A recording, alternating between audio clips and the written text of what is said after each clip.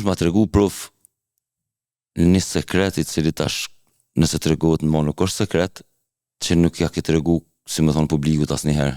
Sekret që është për publikun, por që nuk është për publikun është me që jemi kështu në kohë të zgjedhjeve dhe kem pas një krizë të ngjashme në vitin 2014, ka qenë roli im së bashku me këshilltarin e kancelarës Christoph Heuske dhe me një deputet të Bundestagut Schockenhoff, kur e kem ba koalicionin LDK, PDK dhe kur Isa është ba kryeministër, unë kam shku në Berlin 2-3 herë.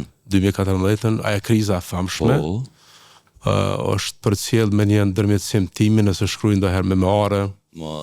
E jap edhe detajet kolegën PDK dinë edhe Memli e dinë se ka qenë pjesë e darkës në atë kohë me Hashimin së bashku me Schockenhoffen edhe me 2-3 deputet tjerë gjerman, të cilët realisht e patën ndërmjetësu që të krijohet koalicioni PDK-LDK, që Isa të bëhet kryeministër, që Hashimi të bëhet president. Dhe pjesa më e bukur ishte që unë atë kohë nuk e dija që Hashimi mund të ketë ambicje me marr postin e ministrit jashtëm dhe meta një vjet pa pozit, por çish ka qenë gjeneroz. Domethënë pas ki pas preja degën ku ju kon tu nejti aty. Çish ka qenë gjeneroz me mua, mas ju bë president.